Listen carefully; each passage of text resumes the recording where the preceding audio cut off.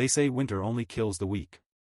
But the night my father threw me, half naked, into the January snow at 13, something inside me was born instead of dying. He thought he was ending me. He didn't know he was creating the man who would one day watch karma peel his perfect family apart piece by piece, until they came crawling to the same sun they left freezing on the doorstep. When you grow up in a house ruled by a man who thinks fear is love and obedience is respect, you learn very early that your heartbeat must stay quiet. Your footsteps must stay soft. Your thoughts must stay hidden. My father wasn't the kind of man who yelled to scare you. He spoke quietly. Slowly. Like someone doing the calculations of exactly how disappointed he should be in you. And somehow, that hurt more than getting hit. My older brother, Garrett, never had to fear that voice. He was the son in my father's world, the golden boy who could do no wrong. Even his mistakes were learning experiences, while mine were proof that I'd never amount to anything. I used to think maybe our DNA was different. That maybe fatherhood had an on-off switch, and mine had never been switched on for me. But that Tuesday, years before the snow, before the exile, before the betrayal that would shape the rest of my life, was when I realized the switch was never broken. It was just never meant for me.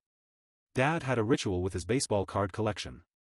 Every Sunday, he'd unlock his office door with this dramatic slowness, like he was guarding treasure from a dragon. Those cards meant more to him than birthdays, holidays, or basic human affection. His favorites were kept in a locked wooden case inside the office, 3 cards that he treated like living children. A 1952 Topps mantle, a signed Jackie Robinson, and a near-perfect Hank Aaron. I once joked that if the house burned down, he'd carry those cards out and let the rest of us figure things out for ourselves. He didn't laugh. Months before everything exploded, Dad had given Garrett the combination to the office. Some father-son bonding gesture. Some legacy moment. A gift. Garrett told me with a smirk that Dad said I wasn't ready for that kind of responsibility. I didn't want the combination. Didn't want to be close to Dad's obsession. Didn't care enough. Then the cards went missing. It was a Tuesday afternoon when he called my name with a tone that made my stomach twist. His voice was too calm. Too steady. The kind of voice that comes before a storm. When I walked into the living room, Garrett was already sitting there, arms folded, eyes blank, like he'd been preparing for this moment. Dad pointed at the empty display case. 3 cards, he said. Gone. I froze. Not because I took them, I'd never even touched them, but because the silence in the room felt like a trap already set. Dad turned to Garrett. You were in the office last week, right? Garrett didn't miss a beat. Yeah, and I saw him in there too. Alone. He nodded toward me as if he were stating a fact as simple as the weather. He looked nervous. It was a clean lie. Too clean. The kind of lie you practice in your head before using it. My chest tightened. I haven't been in the office. Ever. Before I could finish, Dad called Kendra, Garrett's girlfriend, the closest thing to a daughter Dad ever cared about having. She walked in, and Dad asked if she'd seen anything suspicious. She glanced at Garrett, and something passed between them. A signal. I saw him sneaking around the hallway by the office a few days ago, she said. He looked guilty. She wasn't even home that entire week. My heart dropped. 2 voices against 1. No evidence. No way to defend myself. The air felt too heavy to breathe. Dad stormed into my room and tore it apart. Books thrown. Mattress flipped. Drawers dumped. Every piece of my small world turned upside down. When he found nothing, he came back angrier, not relieved. Some part of him wanted me to be guilty, needed me to be. He stood there, face twitching, breath sharp. You cost me $6,000, he said, voice nearly shaking. Those cards were worth more than you'll ever be. Then he hit me. Not like he had before, not a strike given in anger or frustration. This one was different. This one had resentment behind it. History. Decision. It was the moment he decided I wasn't worth being his son anymore. My cheek burned, but the words he spoke after burned deeper. I wish we'd never had you. Something inside me cracked, not broken, but released. My voice shook, but I spoke anyway. You shouldn't have had me if you hate me this much. His face went purple. Veins raised. I'd stepped beyond the invisible line he'd drawn my entire life. He grabbed me by the arm so hard I felt my shoulder jolt. He dragged me through the hallway, past the kitchen, toward the front door. I didn't fight, I was too shocked to. Then try. My legs barely kept up. He swung the door open. The world outside was white. Snow thick on the ground. Wind cutting through everything. I was wearing only a t-shirt and shorts. No socks. No shoes. I could feel the cold before I stepped into it. "You are not my son," he said. Then he shoved me out and locked the door. The shock disappeared quickly, swallowed by cold so intense it felt like needles digging into my skin. The wind cut through my shirt like I wasn't wearing anything at all. I banged on the door. Cried. Begged. I wasn't proud of it, but I was 13. I was freezing. I didn't want to die. Nobody opened the door. Neighbors peeked out their windows but didn't move. No one wanted trouble with my dad. After 10 minutes, my fingers turned numb. My toes felt like they weren't part of me anymore. The cold in my bones made every breath painful. Eventually I stopped banging. I stood there shaking until I forced myself to walk. Half a mile in the snow, my feet wrapped in nothing but soaked socks. Every step felt like stepping on broken glass. When I finally stumbled into the fluorescent lights of the gas station, the warmth felt unreal. The cashier stared at me like I was a ghost, but handed me the phone when I asked. I called Pop, my grandfather. He picked me up in 20 minutes. Pulled me into the car. Turned the heat on full. He didn't ask questions at first, he just drove. When he finally spoke, it wasn't a question. "He's not getting you back," he said. "If he shows up for you, I'm calling the police. And I'll tell them everything." Pop filed for emergency custody. Mom signed the papers without a fight. She didn't even call to check on me. I never forgot that. For the next 13 years, I built myself from nothing. And I had no idea that every brick I laid, every dollar I earned, every hour I worked, was leading me to the day they would come knocking. Because the boy they kicked barefoot into the snow would one day own a house big enough to deny them entry. And that day wasn't far. By the time I graduated high school, I had already been working 2 jobs for years. The hours were brutal, the pay barely enough, but I didn't care. Every paycheck, every tip, every overtime hour was a nail in the coffin of the version of me my father wanted to destroy. I wasn't rebuilding just for me, I was proving that survival didn't need permission. That you could rise while everyone who was supposed to protect you cheered for someone else. I earned a full ride to state for engineering. Scholarships, grants, work study, I stacked them all like defenses. I graduated with 0 debt, something my dad could never imagine. The irony was delicious, the boy he threw into the snow came out not only unbroken but thriving. After college, I landed my first real job, $65,000 a year at 23. Not a fortune, but enough to prove I wasn't fragile. Enough to prove that the mistakes he thought I would make weren't in my DNA. And I was only getting started. By 25, I bought my own house. 3 bedrooms, solid foundation, no leaks, all mine. And the sweetest victory? I moved Pop in with me. My grandfather, the one who had picked me up shivering in the snow, finally had a home, a space of warmth and security that I had been denied for years. Life was quiet, peaceful. The kind of quiet where you finally forget to flinch when someone slams a door. And then he showed up. My father.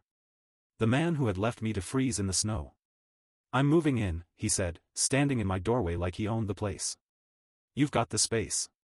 I'm your father. It's your responsibility." I almost laughed. It wasn't the disbelief that surprised me, it was the audacity. "You're not stepping foot in this house," I said, my voice calm but icy. Every word measured. "Everything you see here exists because of the man I became without you. You owe me nothing. Not 1 second. Not 1 penny. Certainly not for cards that Garrett stole years ago." I didn't have to say it. Pop had kept meticulous records. Of everything. Hospital visits, dates, photos, medical bills, every single time he had hit me, ignored me, or humiliated me. "You want to make this interesting?" I asked, leaning slightly forward, hands in my pockets. "We can. I've got all the receipts." His face contorted, the color draining. He left. But not without a parting shot. "This isn't over." 2 weeks later, Garrett reached out. First message in 13 years. "Hey, can we talk? I want to apologize." I ignored it. Then the messages kept coming. "Dad's losing it. I think he's going to do something crazy." I saw my opening. I called Pop, who ran into one of Dad's friends that week. Apparently, Dad had been obsessing over who lied to him about something important. He kept mentioning the cards, over and over. Garrett panicked after I let him know I knew everything. The typing bubbles on the screen disappeared and reappeared for 2 long minutes. Then the confession. Okay, look, that was me. I took the cards to sell them. Needed cash. Sold too, but the mantle got damaged. I panicked and blamed you. You know how Dad gets. But he's the problem. We should both talk to him. Maybe he'll let it go. Can you help me out? I screenshotted everything. Sent it to Dad. Put my phone down. 2 hours later, Garrett blew up my phone with 15 messages. You sent it to him, didn't you? You piece of garbage. I trusted you. Dad called a family meeting. When I walked in, his laptop was open on the table. Garrett's confession was right there. Want to explain this? Dad's voice was ice, cutting through the room. Garrett tried to lie again. His voice quivered. He looked around the room for an escape. Dad slapped him. Hard. The sound echoed. The kind of slap you remember, not because it hurts, but because it signifies the weight of truth finally landing. You watched me throw out the wrong kid and let it happen, he said. Then he turned to Kendra. And you backed his story for 13 years. Finally, he looked at me. And for the first time in my life, I didn't feel anger or pain. I just observed. My father's eyes softened slightly, not for me, but because the scales had finally balanced. I'm sorry. I threw out the wrong kid, he said. I didn't respond. I didn't need to. Silence can say more than words. Then, in unison, he and Garrett tried crawling back. Emails, texts, visits. Guilt trips and manipulations. I ignored every single attempt. Every single one. Mom mailed a Thanksgiving photo. Empty chair where I used to sit. We miss you, she wrote. There's always a place for you here. I trashed it. They had 13 years to be family. They failed. They passed. Now, they were dealing with the version of me that simply didn't care.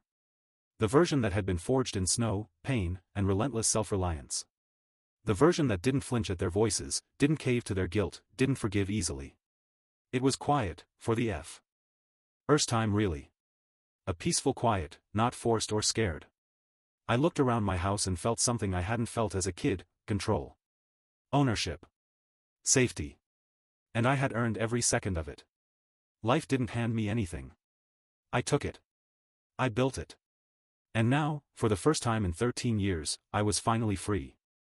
The months after that family confrontation were surreal. Quiet, but tense. Every time my phone buzzed, every email notification, my heart raced. Not because I feared them, I didn't, but because their audacity still lingered in my mind.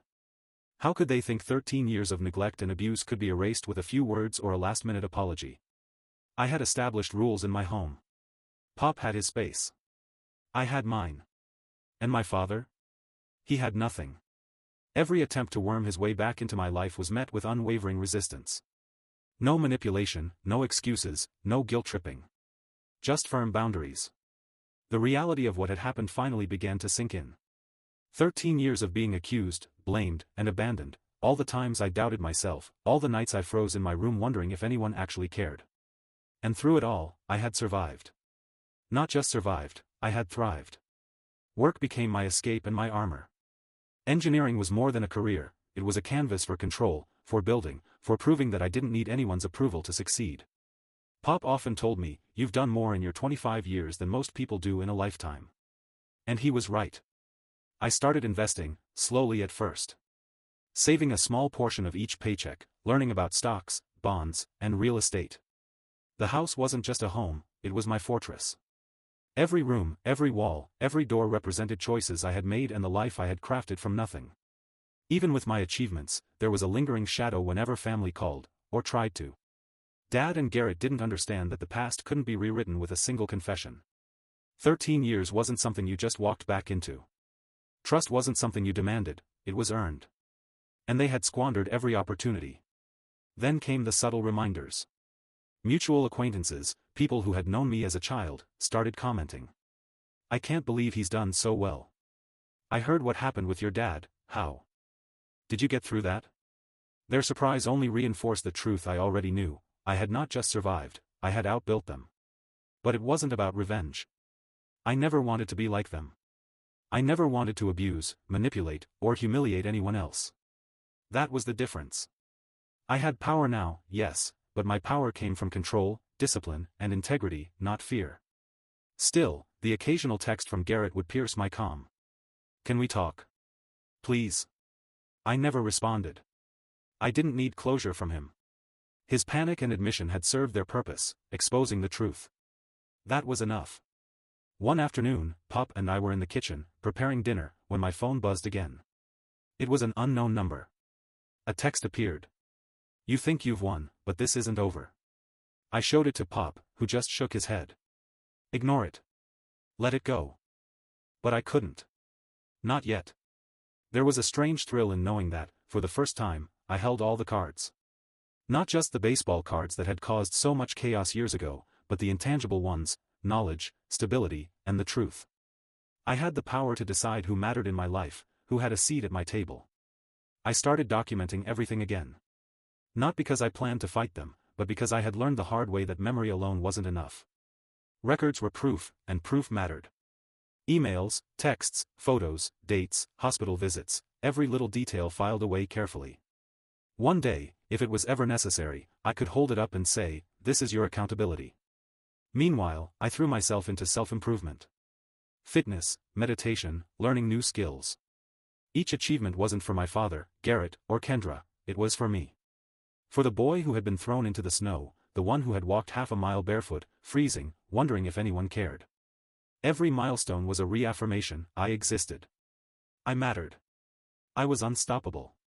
Pop became more than a grandfather in those years. He became my anchor, my advisor, my moral compass. We often sat together in the living room, sipping coffee, reflecting on how far I had come. "You're the man you are because of what you endured," he said one evening. Most people would have crumbled. Most people would have let it define them. You didn't. You built something better. Sometimes I thought about my father, about Garrett, about Kendra. But those thoughts were fleeting. They were like shadows on a wall, present, but powerless. I didn't hate them, exactly. I just felt an overwhelming sense of detachment.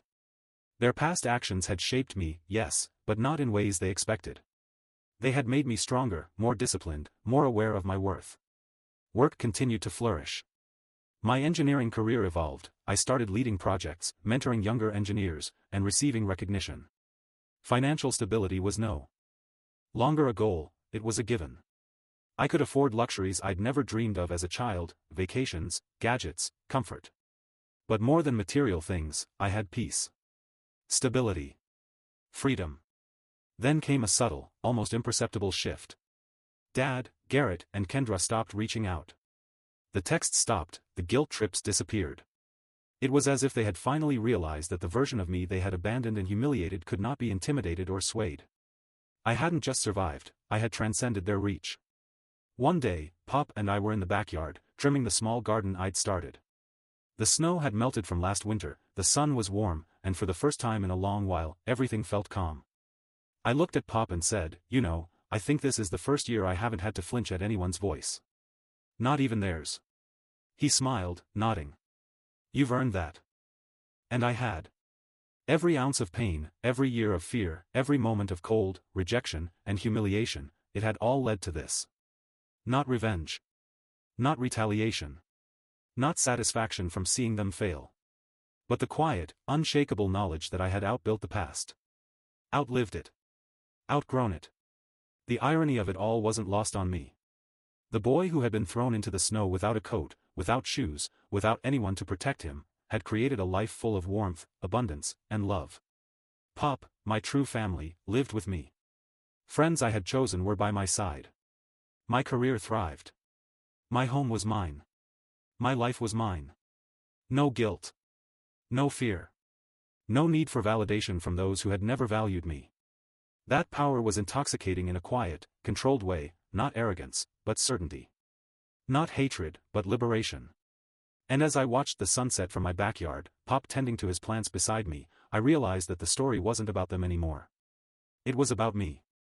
About the boy who had been thrown out into the January cold and had walked back into life not just surviving, but thriving.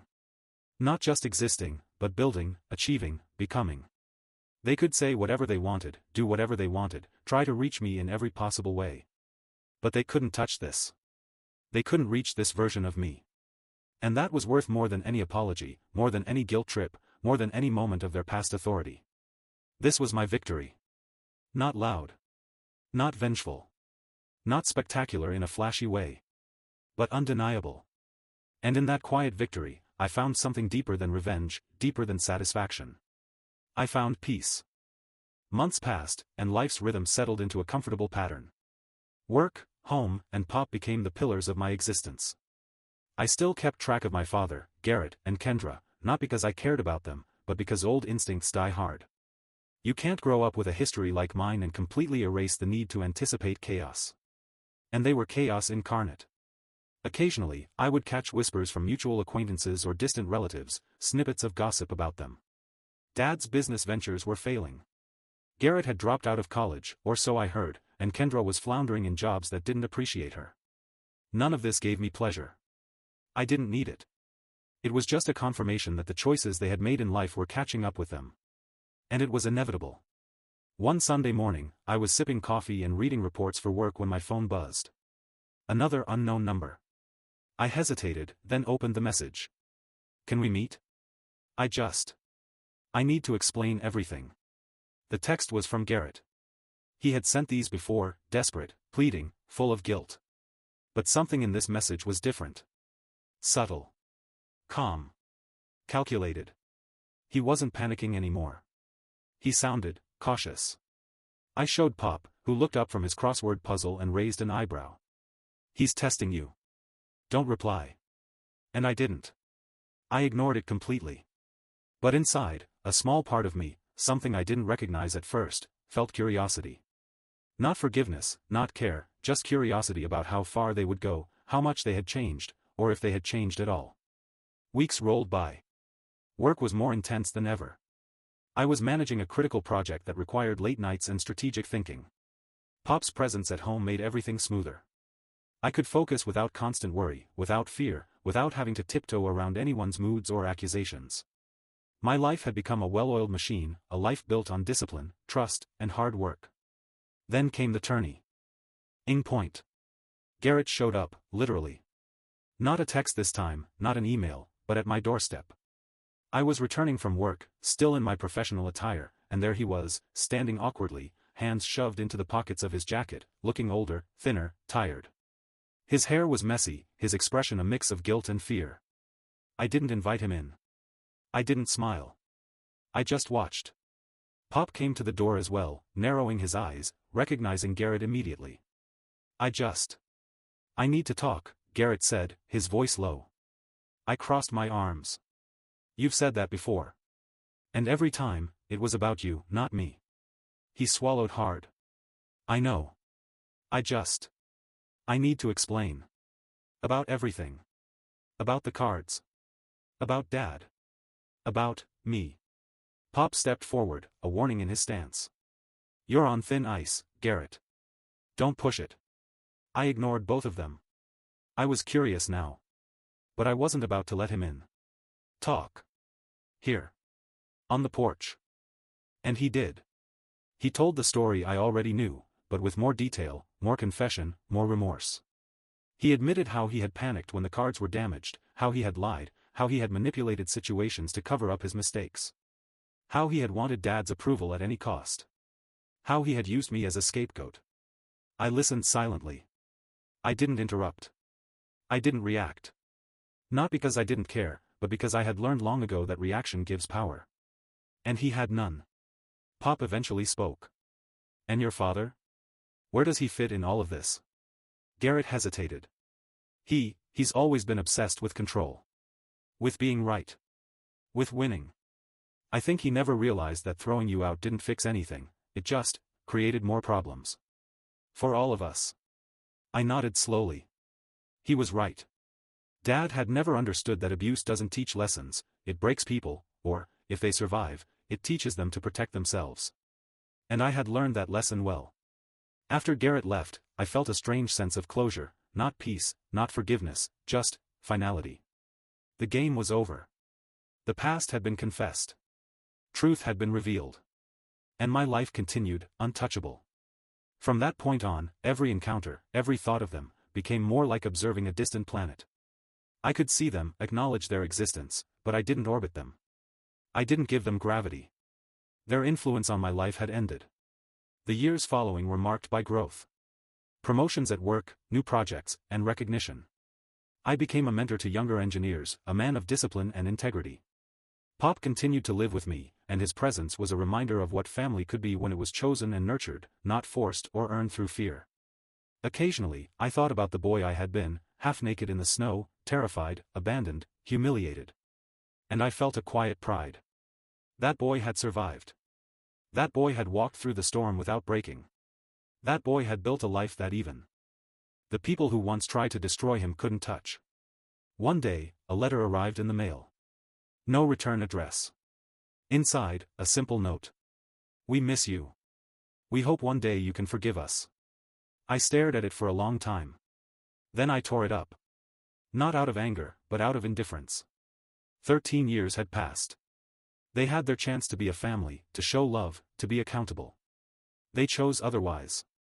The empty chair at Thanksgiving wasn't a plea, it was a reminder of what they had lost. And I wasn't going to be reminded. Pop watched me. You don't have to respond, he said. I won't, I replied. They've had their chance. Now it's over. And it was. Truly. The past existed, but it had no power. The future was mine. My home, my career, my life, all built on the foundation of resilience and determination. And no one could take that from me.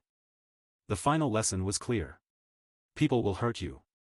They will lie, manipulate, and abandon you. They will try to convince you that you are less than, unworthy, undeserving. But the truth is, the strength you develop in surviving them, in outbuilding them, in thriving despite them, that is power. That is freedom. That is life lived on your own terms. And in that freedom, I found the ultimate victory. Not in revenge, not in proving anything to anyone. But in living fully, fearlessly, and unshakably. Life settled into a rhythm that was mine, untainted by anyone else's shadow. I had a routine, a sense of control that I hadn't known existed in my teenage years. I woke up early, not because anyone told me to, but because I wanted to. Breakfast with Pop, a quick check on work emails, then hours of focused engineering tasks. Weekends were different. Sometimes I went for long drives, sometimes I tinkered with projects at home, always learning, always building. The house felt alive in a way it never had with my father around. I didn't dwell on the past. Not actively. But sometimes memories slipped in, uninvited. The sting of snow on my bare skin, the panic of my fingers going numb, Garrett's smug expression as I was blamed.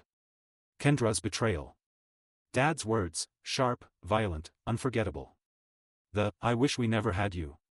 That phrase haunted me more than any slap, any shove, any insult. It wasn't just abuse, it was total dismissal of my existence, a declaration that I was worthless, unworthy of love or family. But I had survived. I had taken that pain and converted it into a quiet, unwavering drive. Every challenge I faced became fuel. Every hardship became proof that I was capable of more than anyone had ever imagined. I wasn't just living, I was thriving. Then came the unexpected. Dad showed up again. Not Garrett this time. Not Kendra. The man who had once thrown me into the snow, the man whose words had echoed in my mind for over a decade. He came with a strange energy, a mixture of fear and pride, as if he was testing the waters to see if I had truly been broken. He stood at my doorstep, older, his face lined with age, his eyes sharper than I remembered. I hear you've done well, he said, almost hesitantly. I didn't invite him in. I didn't move. I just stared.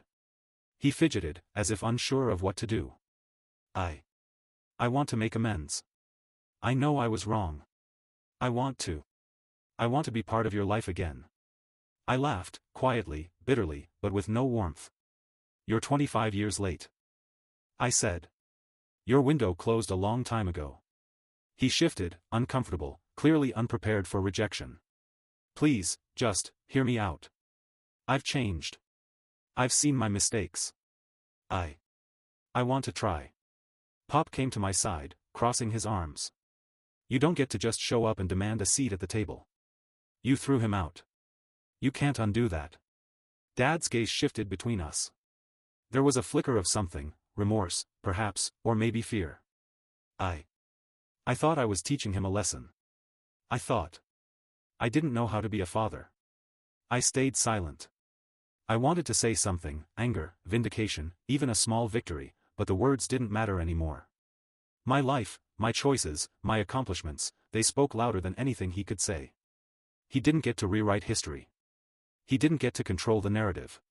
That power had been stripped from him the day I walked into Pop's car, numb, cold, terrified, but alive. He finally stepped back, defeated. I hoped, his voice trailed off. He wasn't expecting the finality in my eyes. I see now, you've built a life without me.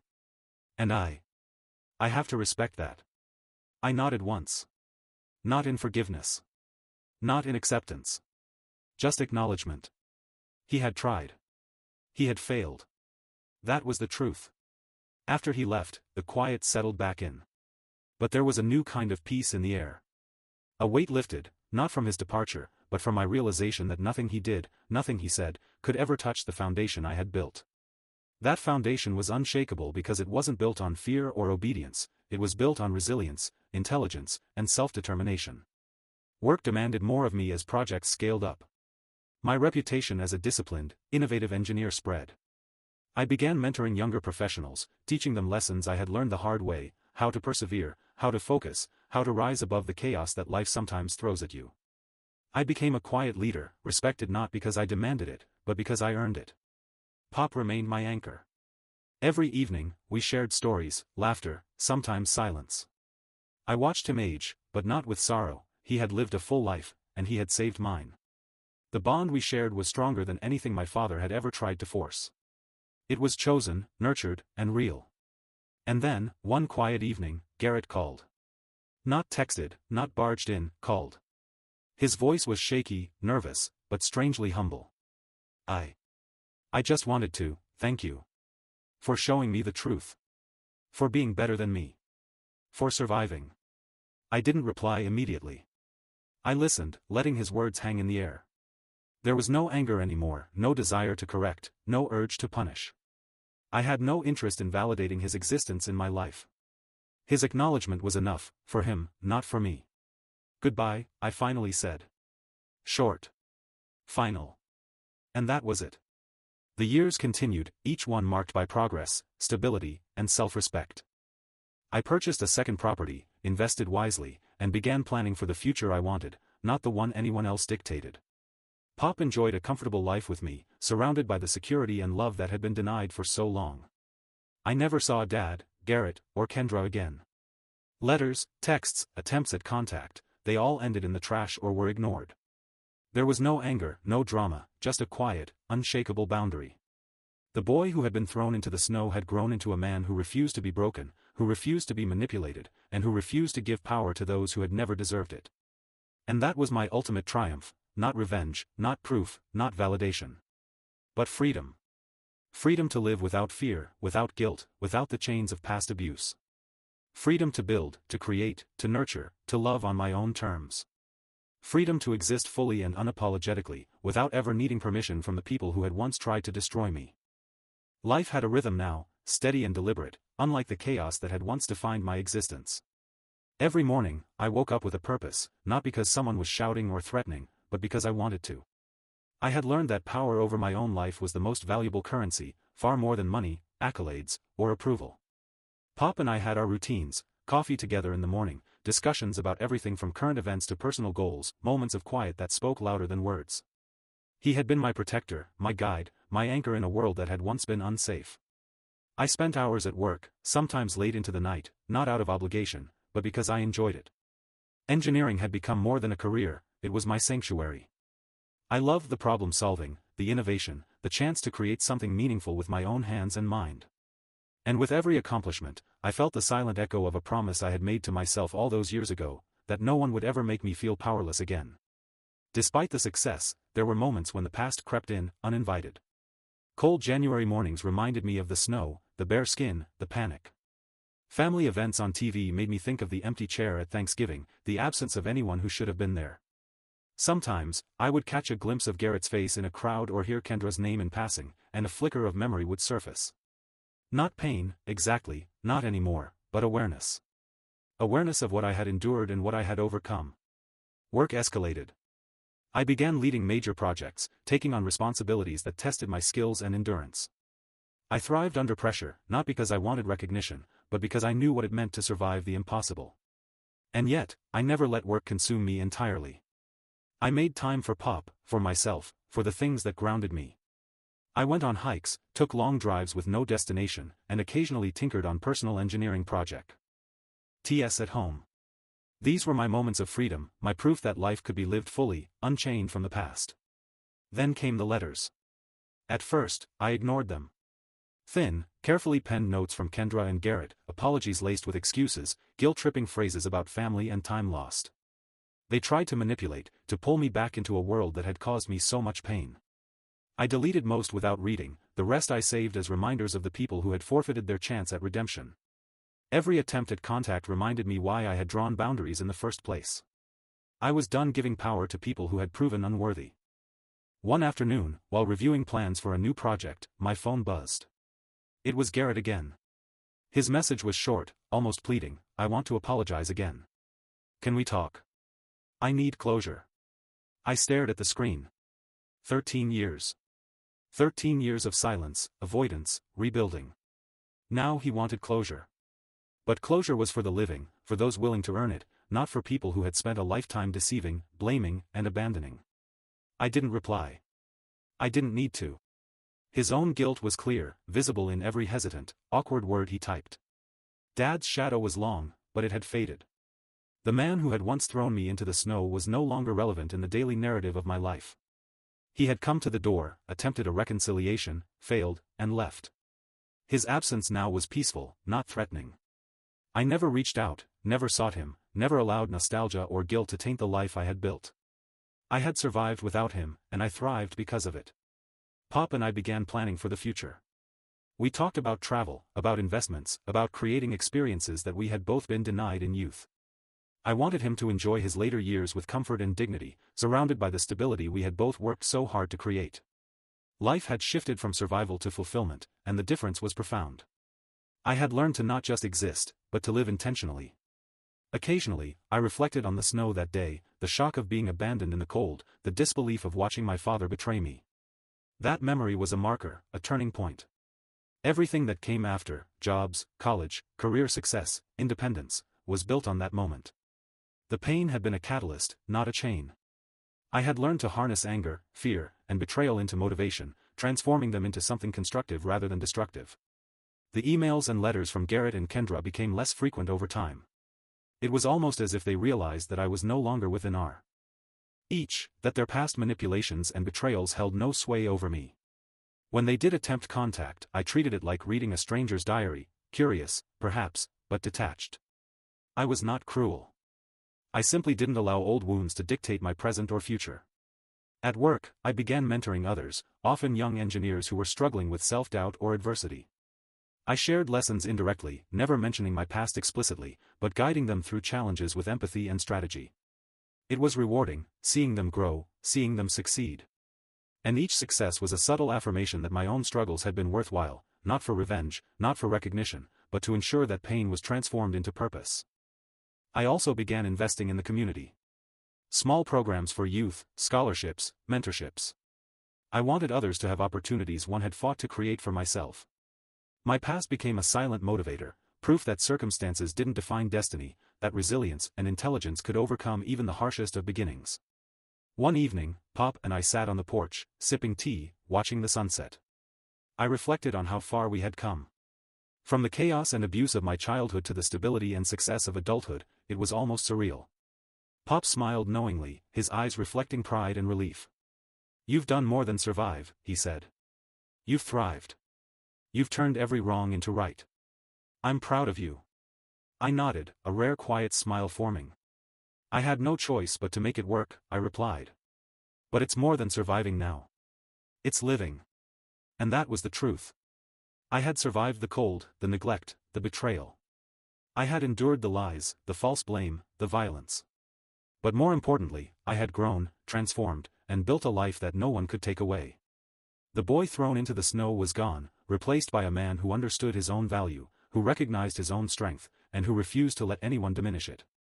That night, as I lay in bed, I reflected on the past, not with anger, but with clarity. Every hardship, every betrayal, every moment of fear had been a stepping stone. And as sleep claimed me, I felt a sense of quiet, unwavering peace. I had survived, I had thrived, and I was finally, fully free. Time moved forward, but I never allowed it to wash away the lessons of my past. Each year that passed was another layer of growth, of mastery over my own life. By now, I had developed habits that reflected my independence: early mornings, disciplined routines, constant learning. I read voraciously, from engineering manuals to biographies of people who had risen from adversity. I absorbed strategies, not for imitation, but for application. Life had become a calculated experiment, and I was the primary investigator, analyzing failures, celebrating successes, and adjusting for the future. Pop continued to be my guide and partner in this journey. He wasn't just family, he was the anchor that had kept me from capsizing in the storm of my childhood. Every decision I made, every challenge I faced, I consulted him, not out of necessity, but out of respect for the wisdom earned through his own trials. Our bond was unshakable, forged in circumstances that would have fractured lesser relationships. There was comfort in that continuity, a quiet reassurance that no matter what happened outside these walls, some things were immutable, unbreakable. Work escalated further. Projects that once intimidated me became platforms to showcase my creativity and strategic thinking. I earned respect not through authority or intimidation, but through competence and the silent confidence of someone who had survived far greater trials than any office politics could produce. I became known for my meticulous attention to detail and unflappable composure under pressure. In meetings, I listened first, calculated second, and executed third. People noticed, but they didn't realize that the real engine behind my calm exterior was a past that had forced me to learn how to remain steady when chaos reigned. Then came the subtle tests from life, the unexpected moments that reminded me that resilience isn't a static state, it's constantly challenged. One day, a colleague made an offhand remark about family. About loyalty and trust. It wasn't personal, but it triggered a cascade of memories, of Garrett's lies, Kendra's betrayal, Dad's cruelty. My fingers twitched as I held a pen, suppressing the urge to confront, to argue. Instead, I inhaled, exhaled, and responded with neutrality, a smile that was polite but distant. The test was internal, unseen by anyone else. And I passed. I had learned to control not just the world around me, but my own reactions, my own impulses. The old messages from Garrett and Kendra had dwindled, but their echoes remained in the corners of my mind. Occasionally, I would scroll through old threads, not out of longing, but to verify the narrative, to see the truth laid bare. Garrett's admissions, the guilt-laden confessions, the half-hearted attempts at connection, they were a record of my vindication. They didn't hurt me anymore, they reminded me that truth has a way of surfacing, no matter how deeply buried under lies it may be. Pop and I began to invest in long-term projects outside of work. We bought a small plot of land on the outskirts of town, intending to build a retreat, a space that reflected freedom, creativity, and peace. We planned everything meticulously, the layout, the landscaping, the sustainable systems. It was more than a property, it was a symbol of reclamation. Every blueprint reflected years of careful thought, every nail and beam would be a testament to endurance, a counterpoint to the chaos of my early years. Even in moments of solitude, I felt the weight of the past, but differently now. The snow of that January, the cold that had bitten through thin clothing, the helplessness, it all had transformed into a narrative of power. Each memory was a reminder not of weakness, but of survival. I had been thrown into the world unprepared, yet I had emerged not just unbroken, but formidable. The fear and humiliation I had felt were now instruments of strength, tools I could wield to navigate challenges with precision and confidence.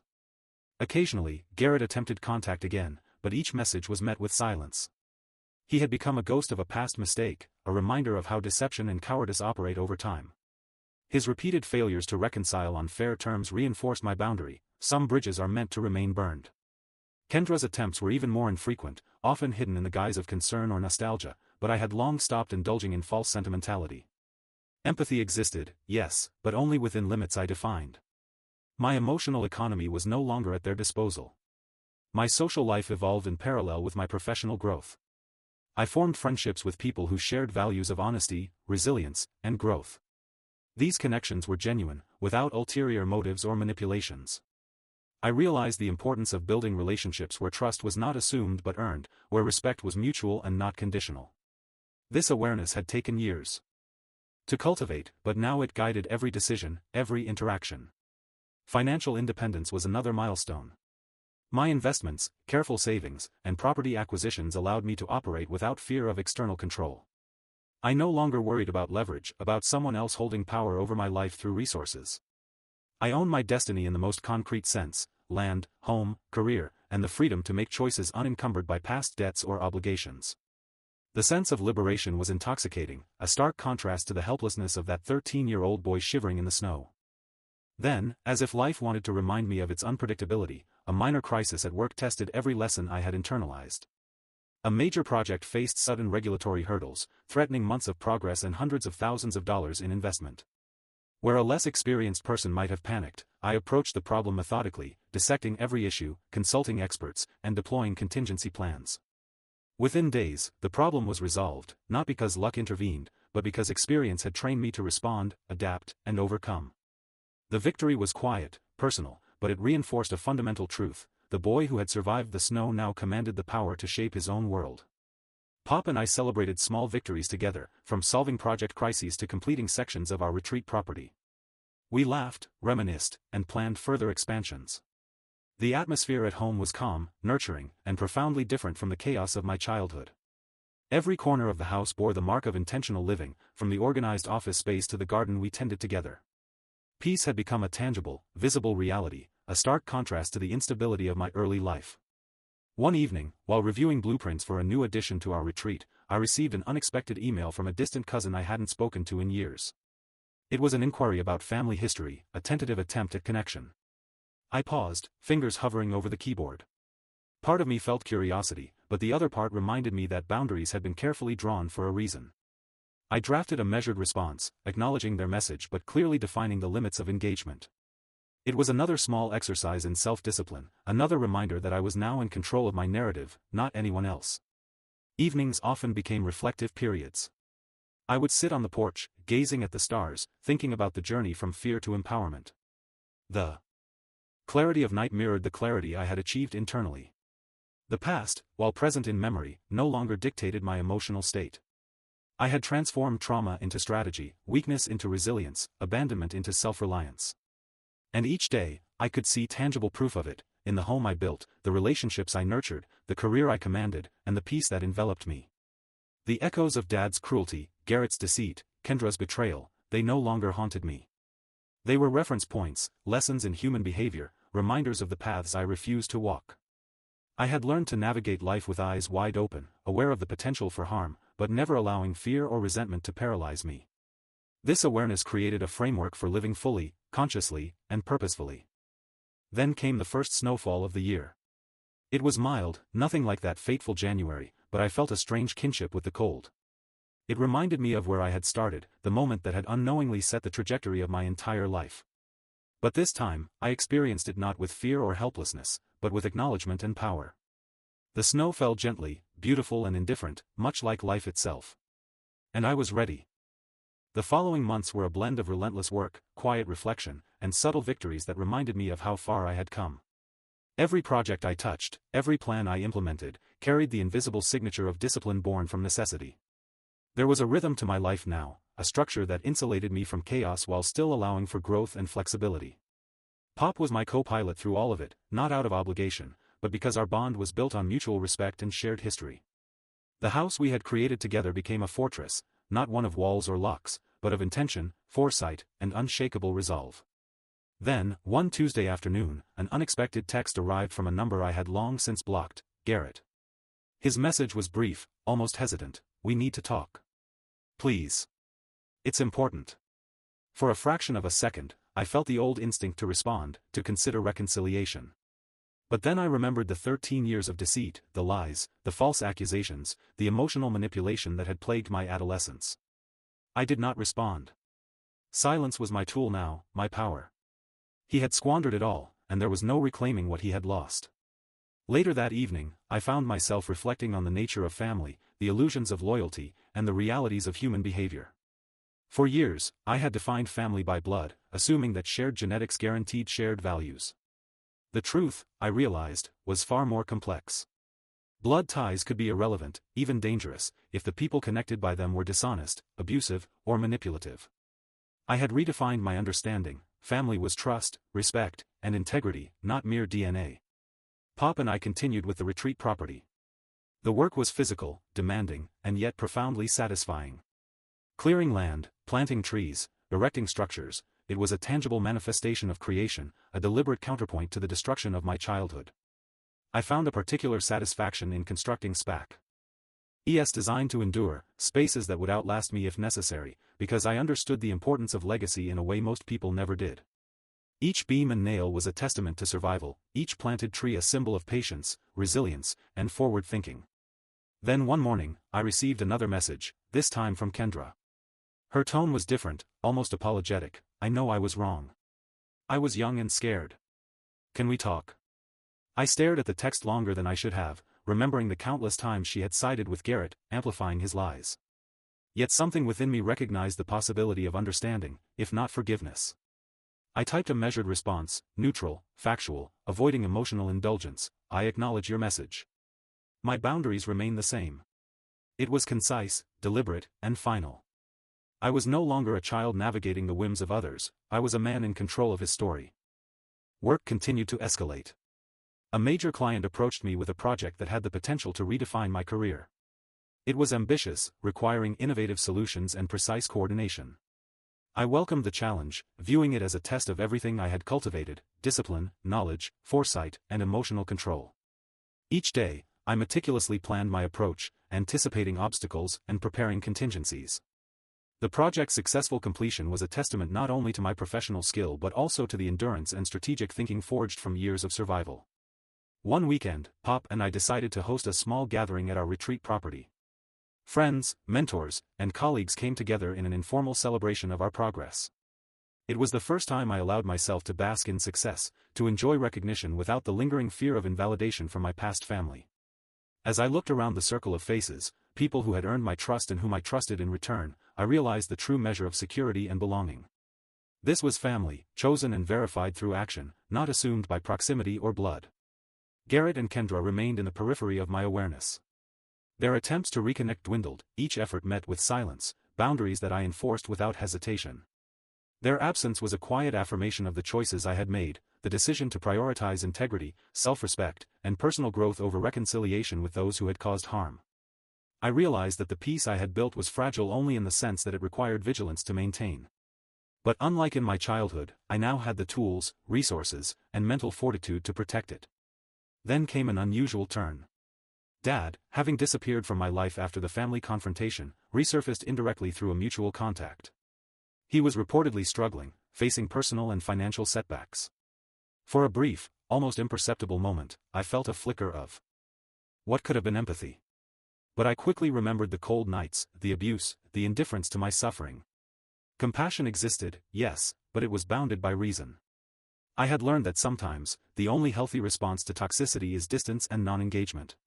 One quiet evening, I sat on the porch reviewing old photographs of my childhood, not to dwell in nostalgia, but to document the journey. Images of school events, birthday parties, and mundane family moments were juxtaposed against memories of hardship, neglect, and betrayal. The contrast was stark, a visual representation of the resilience I had cultivated. Each photograph became a testament to survival, a marker of progress, and a reminder of the trajectory I had carved for myself. Pop and I began considering mentorship programs for young people in our community, particularly those who had experienced adversity similar to mine. The idea was to create a support network, a space where guidance, encouragement, and practical skills could help them navigate challenges that often went unseen. It was deeply satisfying work, a way to transform personal trauma into a tool for communal benefit. Through this initiative, I realized the profound impact that one person's resilience could have when leveraged intentionally to support others.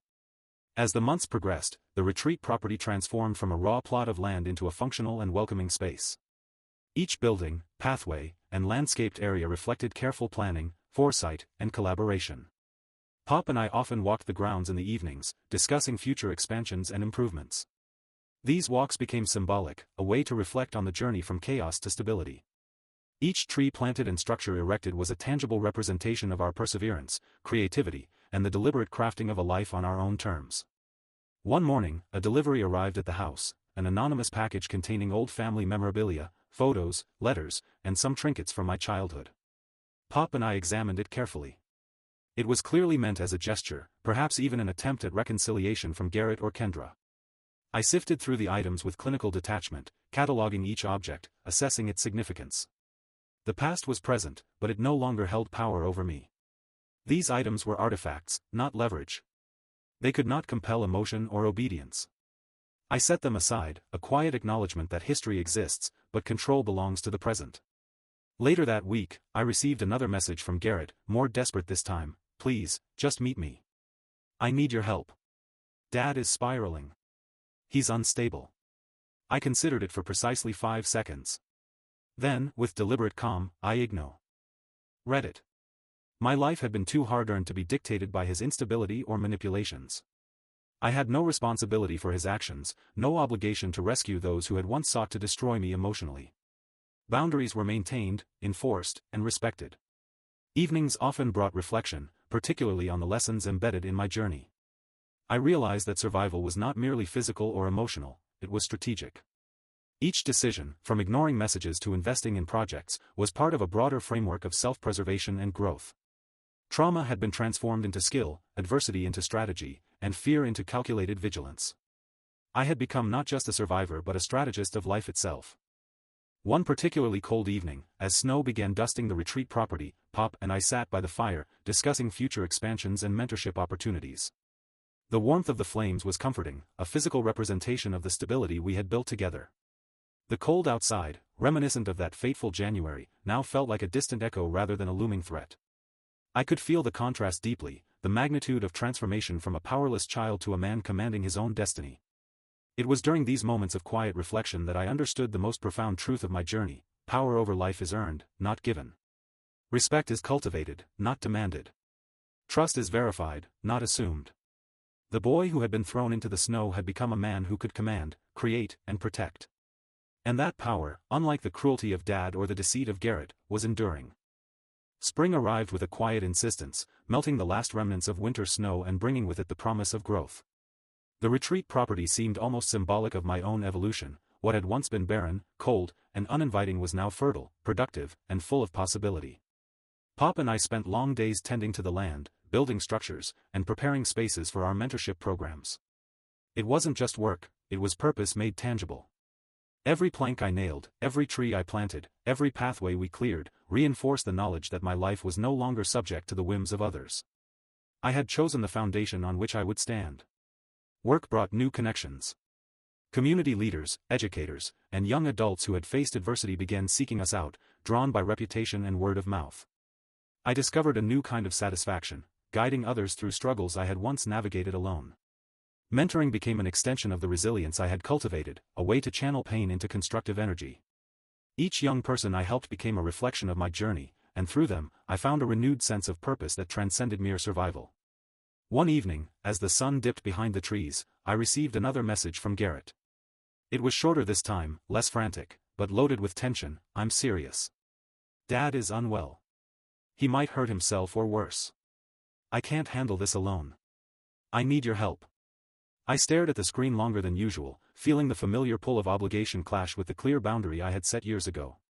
For a moment, I considered the consequences. My intervention could potentially prevent a crisis, but it would also reopen the old wounds and invite chaos back into my meticulously built life. I weighed the decision carefully, consulting Pop for his perspective. Pop's response was simple, grounded in practicality: you are not responsible for their choices. You can offer help safely, or you can maintain dista. NCE. The choice is yours, but remember, boundaries are your armor. His words resonated. I realized that my power came not from reaction but from deliberate action. It was about controlling engagement, not letting the past dictate the present. I decided to respond minimally: I can offer advice, but I will not intervene physically. My life and work are my responsibility. You handle your father. Garrett's reply was almost immediate, a mix of desperation and thinly veiled threat: you're not just ignoring me, you're letting him spiral. If anything happens, it's on you. I read it, felt the tension, and put the phone down. Years of manipulation had taught me the futility of guilt as a weapon. I had survived threats, physical abuse, and emotional warfare. I would not allow a text to dictate my actions or disrupt the structure I had built. Silence was my answer, and it carried more weight than any confrontation. Days turned into weeks. The retreat property blossomed, reflecting not only the changing seasons but also the growth and stability of my life. Pop and I initiated the mentorship program, carefully selecting participants based on need, potential, and willingness to engage. We developed curricula that combined practical skills, emotional intelligence, and strategic problem-solving. Every workshop, every session, reinforced the idea that resilience could be taught, nurtured, and transformed into actionable life skills. The transformation in the young people we worked with was tangible and profoundly rewarding. One afternoon, while reviewing participant progress, I received a letter in the mail. The envelope was plain, no return address, and the handwriting was familiar. Inside was a single sheet of paper, a note from Dad. It read simply, "I've made mistakes. I don't know how to fix them, but I'm trying. If you ever want to see me again, you know where to find me." I held the note in my hand, feeling a mixture of emotions, disbelief, residual anger, and a strange curiosity. For a fleeting moment, the boy who had been thrown into the snow considered forgiving, considered re-engagement. But the man I had become recognized the pattern. Words without action were meaningless. I placed the note in a drawer and closed it. Boundaries were reinforced, trust remained earned, not given. That evening, Pop and I reflected on the note. He was calm, measured, but firm. "Words are easy. You have already lived through the consequences of his actions. Don't allow nostalgia or guilt to override what you know is true." I nodded. His perspective mirrored my own growing understanding. Survival was about recognition of patterns, not emotional reaction. Trauma had taught me vigilance, and vigilance required discernment. Meanwhile, Garrett's messages became erratic, sporadic, alternating between apologies, threats, and pleas. I ignored them all, documenting each one meticulously. It was a habit I had developed early, keeping records of everything. Hospital visits, physical abuse, manipulations, threats, they were all part of a file that substantiated my experiences and shielded me from being gaslighted in the future. Now, these texts were no different, evidence of behavior that had long since lost its power over me. Life at the retreat continued to expand. Pop and I planned a series of workshops for families affected by abuse, aiming to provide tools for prevention, early intervention, and community support. Each session was carefully structured, combining psychological insights with practical strategies for creating safe environments. The satisfaction was profound, not just from the tangible impact on others, but from the reminder that my past had equipped me uniquely to guide, support, and protect. Then, one late night, a knock at the door broke the calm. I opened it to find a neighbor, visibly anxious. They handed me a note. "Your father has been seen acting erratically. Please be careful. Garrett is with him." The word sent a ripple through the calm I had cultivated. Pop and I immediately assessed the situation, prioritizing safety and containment. We reviewed security measures, ensured that all entries were secured, and planned contingencies should any unwanted visitors attempt to cross the property. Years of experience had trained me to respond swiftly, logically, and without panic. Garrett's texts escalated, revealing details about Dad's behavior that confirmed the neighbor's warning: instability, obsession with the past, and potential for self-harm or aggressive actions. I continued my strategy: observation, documentation, and non-engagement unless safety was compromised. It was a delicate balance, maintaining distance while ensuring no escalation endangered others. Each decision was deliberate, grounded in reason rather than emotion. The mentorship program continued to thrive. Participants began sharing their stories, some echoing elements of my own past: neglect, abuse, and the struggle for recognition and respect. Listening to them, guiding them, and witnessing their growth reinforced my understanding of trauma's transformative potential. I could see the thread of resilience weaving through their narratives, the same resilience that had propelled me from the January cold to the stability and control I now commanded. One afternoon, while supervising a workshop, Pop and I reviewed security footage out of precaution. There was nothing concerning, but the exercise was useful, reinforcing protocols and allowing us to anticipate potential risks. I realized that this vigilance, once a necessity born of fear, had become a disciplined strategy. It was a form of power: control over circumstances, anticipation of threats, and the ability to act decisively without being reactive. Through it all, I maintained boundaries.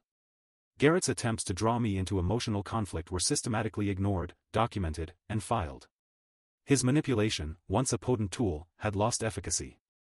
I had transformed past trauma into structured action, guided by reason, discipline, and a commitment to the life I had painstakingly built. My focus was forward-facing, toward creation, stability, and the intentional cultivation of trust and integrity. As spring turned to early summer, the retreat property flourished. Pop and I took stock of progress, recognizing the symbolic and practical milestones: buildings completed, trees thriving, mentorship programs successfully launched, and the first cohort of young adults demonstrating measurable improvement. The transformation was holistic, emotional, structural, and community-oriented. It was a testament to what could be achieved when resilience, intelligence, and deliberate action converged. One evening, as the sun set and the property was bathed in golden light, I reflected on the journey from helpless child to empowered adult. The January cold, the abuse, the manipulation, they were no longer defining forces. They were historical markers, points of reference that guided strategy and informed decision-making. I had created a life unassailable by past toxicity, grounded in integrity, foresight, and deliberate action. Garrett and Dad remained peripheral, their attempts to intrude increasingly ineffective. I had built a life insulated not by avoidance but by mastery of self, environment, and response. Boundaries were enforced, trust was verified, and chaos was anticipated but controlled.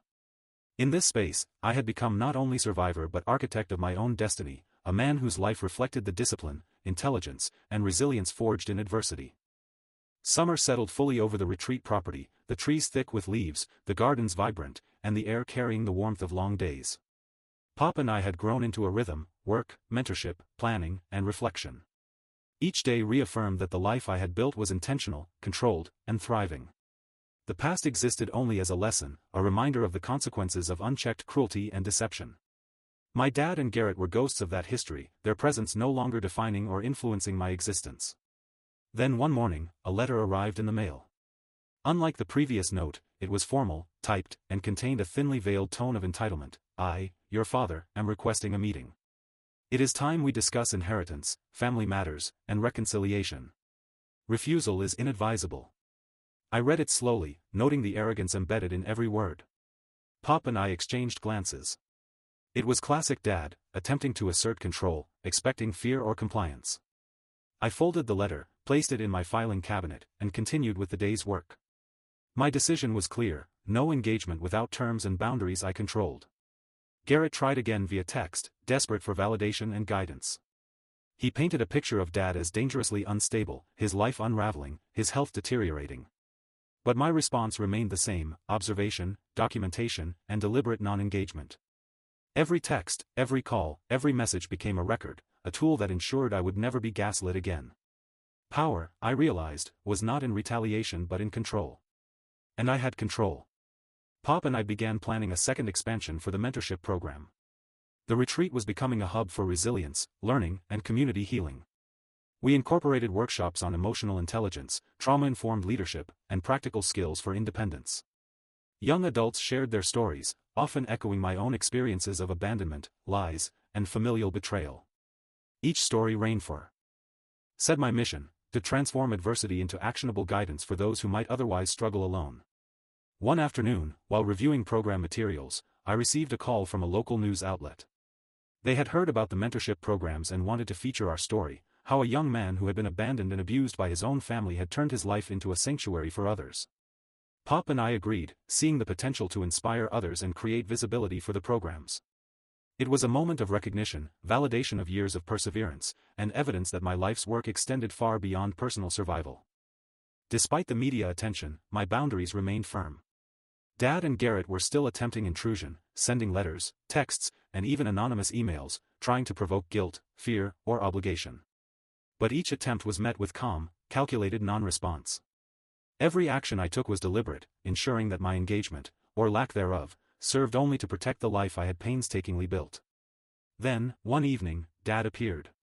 Not at my door, not demanding entry, but through the lens of a news article about our mentorship program. He had learned of the recognition we were receiving and the respect the community had for the work we were doing. In a public setting, his name was irrelevant. The power dynamic had shifted irrevocably. He could no longer intimidate, threaten, or manipulate. The boy he had thrown into the snow now stood as a man who had reclaimed every ounce of his narrative. Garrett, still attempting to manipulate, reached out one final time. This time, the tone was almost pleading: I need your help with Dad. He's losing it. We can't handle it alone.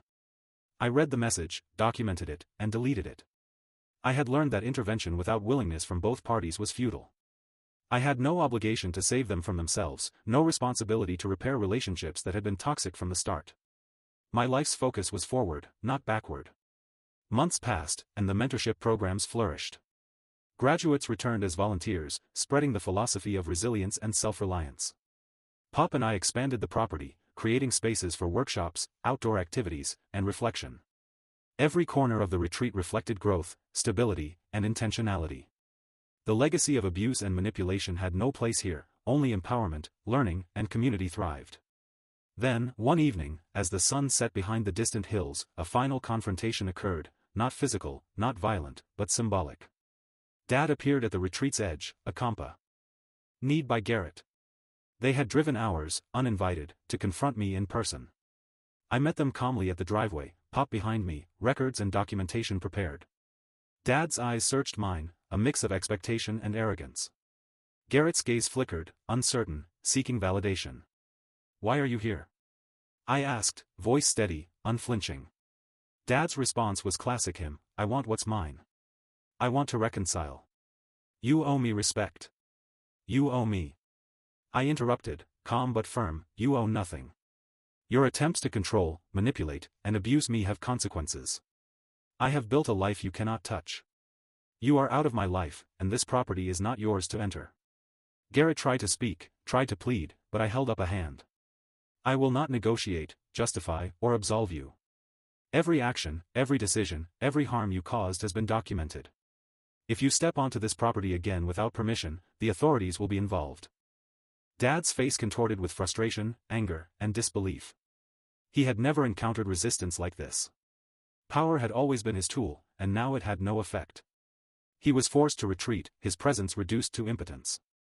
Garrett followed reluctantly, realizing that the pattern of blame and control he had been nurtured in no longer held sway. As they drove away, Pop and I watched in silence. The calm was profound. This wasn't triumph through revenge, it was mastery through deliberate action and boundaries. The past no longer had dominion over the present. The young man who had been thrown into the January cold had become a man whose life was untouchable, whose resilience had created not just survival, but prosperity, influence, and sanctuary for others. The retreat thrived, and the mentorship programs continued to expand.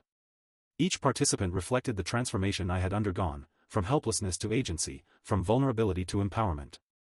The lessons of my youth had become tools not for bitterness, but for construction, building community, guiding others, and creating environments where trust was earned, not demanded, and respect was mutual, not coerced. Years later, Dad and Garrett remained at the periphery, their attempts at intrusion diminishing entirely. They had become irrelevant to the trajectory of my life. My focus remained on growth, community, and purpose. Every action, every workshop, every young adult guided reinforced the understanding that the past, no matter how violent or cruel, could be transformed into a foundation for something better. I often reflected on that night in January, the cold snow, the pain, and the fear. But reflection was no longer pain, it was clarity. The boy who had been abandoned had forged a man who commanded his environment, controlled his narrative, and transformed adversity into empowerment. That night was not just a memory, it was a point of origin for resilience, strategy, and mastery over circumstance. Pop remained my anchor, his presence a constant reminder of loyalty, guidance, and wisdom. Together, we had not just survived, we had built a legacy, a life that was resilient, influential, and untouchable.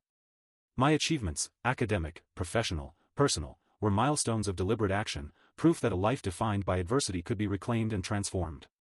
And so, as the sun set over the retreat, the golden light reflected not only off the buildings and gardens but off the life I had built. The chapter of abandonment, lies, and abuse was closed, not with vengeance, but with mastery. I had become the version of myself I had always needed, strong, deliberate, resilient, and untouchable. This was the life I had fought for. This was the life I had claimed. The past could attempt intrusion, but it could no longer dictate my existence. I had rewritten my story, and in doing so, I had created a world where resilience, purpose, and empowerment were not just ideals, they were reality.